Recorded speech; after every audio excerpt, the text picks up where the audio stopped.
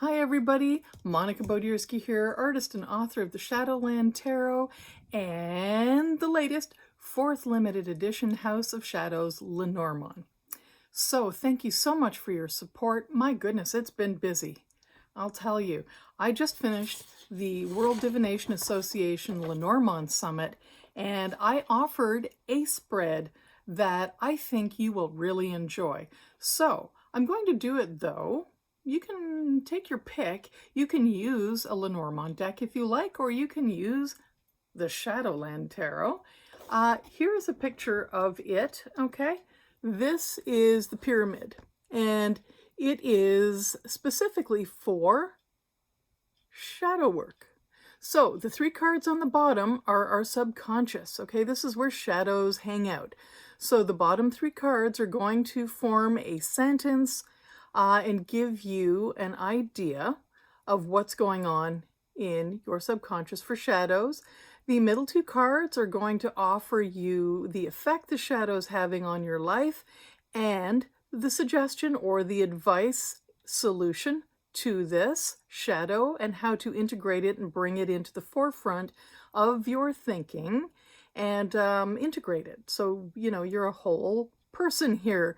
And the very top card is the likely outcome if you tackle this shadow. Now, I want to clarify when I say so you can become a whole person. You know, that sounds really lousy. It sounds like you're in a million pieces and you're just completely not whole. That's not true. The thing is, we become more and more centered, balanced, and we feel more and more secure the more we look at those shadow aspects of ourselves and we integrate them. We accept them basically and say, yeah, you know, that might not be the best part of my personality. I agree, I accept it, and I'm going to change. Now, a lot of people do the shadow work very consciously, right?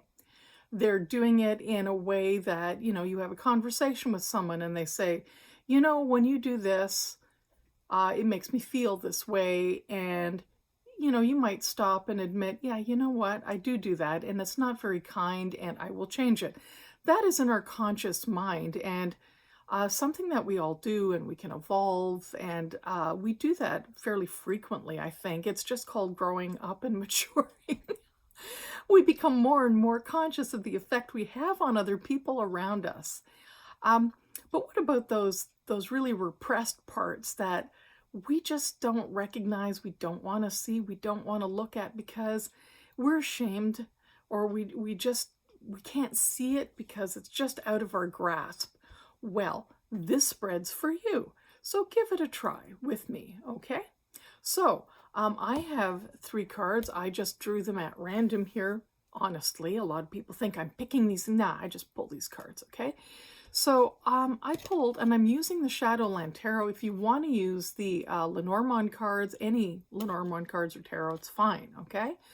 Use something that you're comfortable reading and decipher them, okay? And keep it simple, because reducing things to key words may seem like you're eliminating a lot of the meaning, but actually what you're doing is you're focusing on the issue, and then you're going to go a little deeper, okay, after the fact. So make sure you're writing this down as well, and let's go. So the first card I picked, well, the first 3 cards actually, because they all make the sentence, they're making a complete sentence here, is the 6 of Pentacles, the 3 of Cups, this is my favorite socializing card, and the Queen of Cups. So reading these 3 in context as a shadow, okay, right away I'm seeing that there's 2 cups. The Queen is kind of a person, and likely me, who's got an ego, and the Pentacles, shadow work is about us, people. And the 6 of Pentacles is an earth element and about grounding. So I would look at those 3 cards and I would say, you know, I have a feeling that this sentence is about reciprocity, the 6 of Pentacles. So you can see they were gift giving. The 3 of Cups, socializing with a couple of other people. And, you know, singing out loud and proud, Queen of Cups at the end. So what are those 3 things? What could that shadow be? It, to me, is speaking of an imbalance in sharing of gifts, literally, um, and emotionally when socializing. So, not just the security aspect of sharing things to feel grounded, but also the emotional context of socializing and sharing and reciprocity, and that being part of a space to share creative ideas. Creative ideas, to ask people how their creative projects are going, and to share what my creative projects are, because it's indicating to me that something is out of whack. Maybe I only think I'm here to listen to other people's creative ideas, and oh, but what I'm doing isn't that important.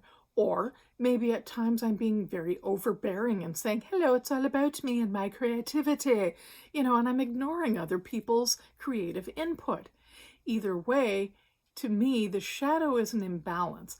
And often I read things that seem ambiguous as the imbalance of the two, or a lack of boundaries. So it may not be as specific as you might think. All right? So those are the things in my subconscious that are screaming out for attention right now in the shadow realm. Okay? Now the next two cards, the card on the left, in that pyramid drawing, remember the pyramid. So now we have a card on the left and then the card on the right. The card on the left here that sits on top is, what is this imbalance, or what is the shadow causing? What challenge specifically, what is it causing in my life? And the next card to it is the solution or advice.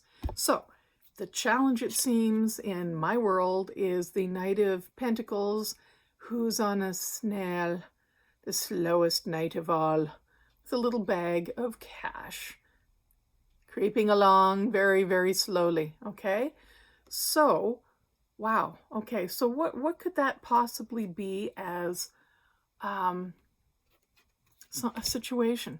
Well, as I said, slow.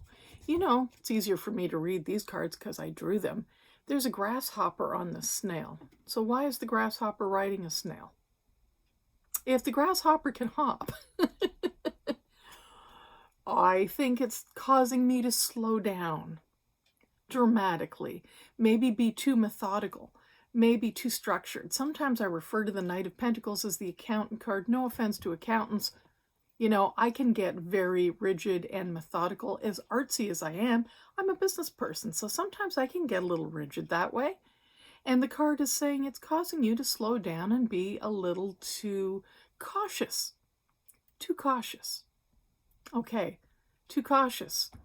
Not wanting to share enough of myself, perhaps, or hear about others for fear that it won't be returned. Maybe I'm expecting something in exchange. I'm getting a picture.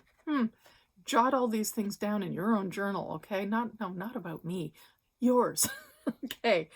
And the solution to that, look at there. It's the Justice card. It is about weighing options between potential and what already exists. These are birds and a tree. It's about growth. It's about looking at things wisely. There's a little owl up here, and really weighing the options. So I need to look at what potential, what that means to me, and what is already rolling. I'm getting a sense of maybe looking and sharing with people who haven't come out of their shell yet, or maybe I need to come out of my shell and share a bit more of my potential. Rumination time.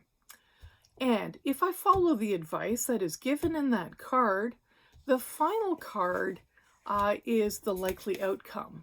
Okay? And I lost my... Wow, I lost my final outcome card. Okay, let me just draw another final outcome card. My final outcome card is the world. That's pretty happy space. Wow.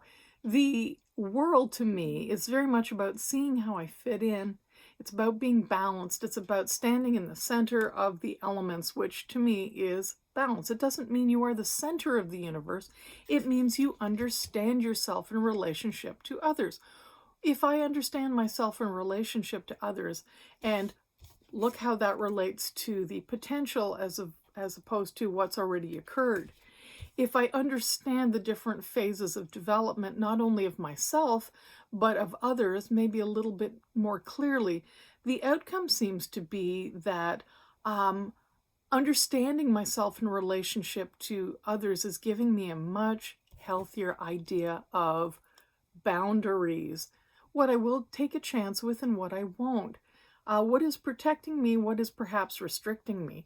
I think it's about improving my perspective overall, and that's what's going to happen if I do this particular shadow pyramid spread, okay? Okay, give it a try. It works. It works well. Shadows come and go. We all have them. Nothing to be intimidated about. Take a peek. Okay. Oh, and before I forget, just a little public service announcement. No, it's not actually for stuffed cats. It's that August 17th is National Black Cat Appreciation Day. Okay? So let's support our black cats, people. Also, if you've noticed some of my drawings, they do involve black cats. And if you're watching this video long after August 17th, which many of you probably will, don't worry, you have another opportunity, October 27th, which is actually National Black Cat something else day. Just National Black Cat Day? I don't know, there's two of them, okay?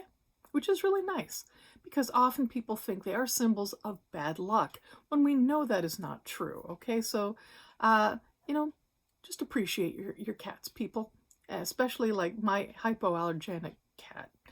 Okay, don't forget to check out my website. Look at the shop. The 4th edition, limited edition, signed and numbered, is going fast, and that's a fact. The bags are coming soon, but you'll still have to wait a little bit. They are being made, the bat print tarot and Lenormand bags. And what else? I have 2 courses on my site. If you want to check those out, go take a look in the shopping cart, read all about those courses. One is coming at the beginning of September, and one is for 4 evenings in October, the season of the witch. All right? So thank you for subscribing, liking this video, commenting. Leave your questions and comments below. Share what you got in your pyramid spread if you care to. Email me. I get all sorts of interesting questions, and next video I'm going to share some of those for your entertainment and for clarity. So until next time, stay safe and have a wonderful week. Bye-bye.